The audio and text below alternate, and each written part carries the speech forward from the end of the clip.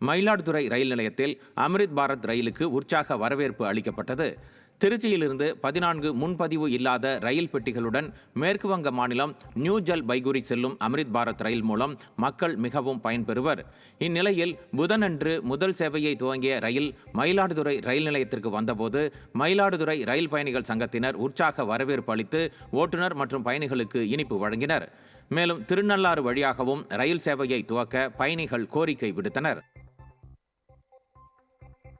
தருமபுரியிலிருந்து அரூர் செல்லும் பகுதியில் சாலை விரிவாக்க பணி நடைபெற்று வரும் நிலையில் ஆம்புலன்ஸ் ஒன்று அரை மணி நேரமாக நின்றதில் போக்குவரத்து பாதிக்கப்பட்டது. கடந்த 2022ஆம் ஆண்டு 410 கோடி ரூபாய் மதிப்பீட்டில் இருவழி சாலையை 4 வழி சாலையாக மாற்ற அறிவிப்பு வெளியாகி அதற்கான பணிகள் நடைபெற்று வருகிறது. இந்நிலையில் ஆம்புலன்ஸ் ஒன்று நிறுத்தப்பட்டதில் அரை மணி நேரத்திற்கும் மேலாக போக்குவரத்து பாதிக்கப்பட்டது. விடியாத ஸ்டாலின் அரசு சாலை விரிவாக்க பணியை விரைந்து முடிக்க பலரும் வலியுறுத்தினர். காஞ்சிபுரம் மாவட்டம் எலுமியான் கோட்டூர் கிராமத்தில் பழங்குடியினருக்காக கட்டப்பட்ட புதிய வீடுகளுக்கு டிஜிட்டல் மீட்டர் இன்றி மின் கம்பங்களிலிருந்து மெல்லிய ஒயர்கள் மூலம் ஆபத்தான முறையில் மின் இணைப்பு வழங்கப்பட்டுள்ளதால் மக்கள் அச்சமடைந்துள்ளனர். ஊரக வளர்ச்சித்துறை சார்பில் இதற்கான வைப்புத் தொகை செலுத்தப்பட்டும் மின்வாரிய அதிகாரிகளின் அலட்சியத்தால் நிலவும் இந்த விபத்து அபாயத்தை சரிசெய்ய கோரிக்கை விடுத்துள்ளனர். மக்களின் பாதுகாப்புடன் விளையாடும் அதிகாரிகளின் முறைகேடுகளை களைந்து அரசு உடனடியாக தலையிட்டு தகுந்த நடவடிக்கை எடுக்க வேண்டும் என வலியுறுத்தியுள்ளனர். சேலம் மாவட்டம் மேட்டூர் நகராட்சி குடிநீர் சுத்திகரிப்பு நிலையத்திலிருந்து தண்ணீர் வீணாக வெளியேறியதால் வாகன ஓட்டிகள் அவதியடைந்தனர்.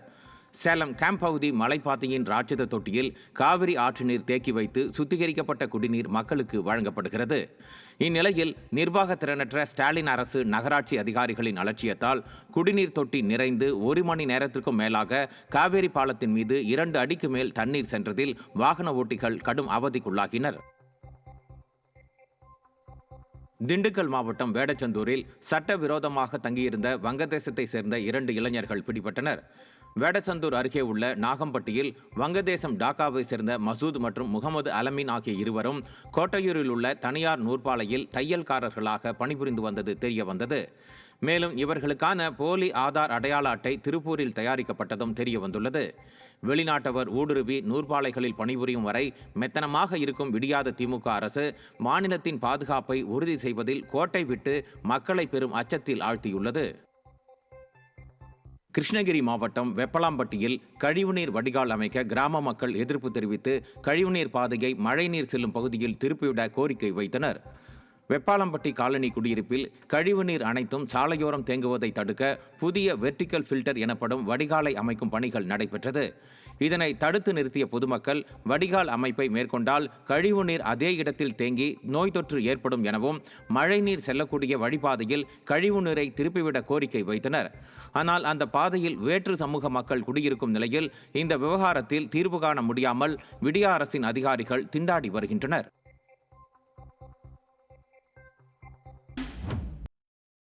கோயம்புத்தூர் மாவட்டம் ஒண்டிப்புதூரில் சாலைகளை சீரமைக்க கோரி மறியல் போராட்டத்தில் ஈடுபட்ட திமுக கூட்டணி கட்சியான சிபிஎம் கட்சியினரை போலீசார் கைது செய்தனர்.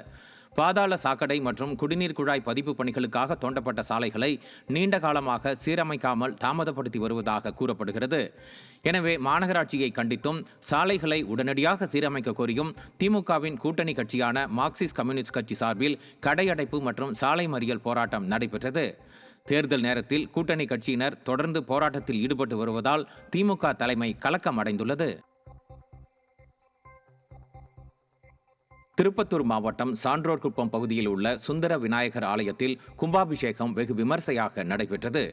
கும்பாபிஷேக விழாவை முன்னிட்டு நவகிரக ஹோமம், முதல், 2ஆம், 3ஆம் கால யாகசாலை பூஜைகள், மகா தீபாராதனை உள்ளிட்ட சிறப்பு பூஜைகள் நடைபெற்றன. அதனைத் தொடர்ந்து யாகசாலையிலிருந்து கலசங்கள் ஊர்வலமாக கொண்டு செல்லப்பட்டு மகாகாளியம்மன் கோபுரம் மற்றும் மூலவருக்கு மகா கும்பாபிஷேகம் செய்யப்பட்டது. பல்வேறு நதிகள் மற்றும் மூலிகைகள் கொண்ட கலச நீர் கோபுர கலசத்தின் மீது ஊற்றப்பட்டு கும்பாபிஷேகம் நடைபெற்றது. இதில் ஏராளமானோர் கலந்து கொண்டு சுவாமி தரிசனம் செய்தனர். கடலூர் மாவட்டம் சேத்தியாத்தோப்பு அருகே உள்ள சமயபுரம் மாரியம்மனுக்கு மஞ்சள் மாலை அணியும் விழாவை முன்னிட்டு அக்னி சட்டி எடுத்தல் மற்றும் பால்குட ஊர்வலம் நடைபெற்றது. பரிபூரண நத்தம் கிராமத்தில் உள்ள இக்கோவிலில் 9ஆம் ஆண்டு விழாவை முன்னிட்டு நடைபெற்ற இந்த நிகழ்ச்சியில் பக்தர்கள் அக்னி சட்டி ஏந்தியும் பால்குடம் ஏந்தியும் கோவிலுக்கு ஊர்வலமாக சென்று அம்மனுக்கு அபிஷேகம் மற்றும் பூஜை செய்து வழிபட்டனர். அதனைத் தொடர்ந்து மடிப்பிச்சை ஏந்தியும் மண்சோறு சாப்பிட்டும் பக்தர்கள் நேர்த்திக்கடன் செலுத்தினர். ராணிப்பேட்டை மாவட்டம் அரக்கோணம் அருகே விசைத்தறி நெசவாளர்களுக்கு உரிய சம்பளம் வழங்கப்படுவதில்லை என கூறி நெசவு தொழிலாளர்கள் ஆர்ப்பாட்டம் நடத்தினர். தமிழ்நாடு தொழிலாளர் நல ஆணையம் நிர்ணயித்த ஊதிய ஒப்பந்தத்தை விசைத்தறி முதலாளிகள் பின்பற்றுவதில்லை எனவும், கூலி உயர்வு வழங்காத முதலாளிகள் மீது கொத்தடிமைகள் தடுப்பு சட்டத்தின் கீழ் வழக்கு பதிவு செய்ய வேண்டும் எனவும் கூறி அரக்கோணம் அடுத்த குருவராஜபேட்டையில் நெசவு தொழிலாளர்கள் ஆர்ப்பாட்டம் நடத்தினர்.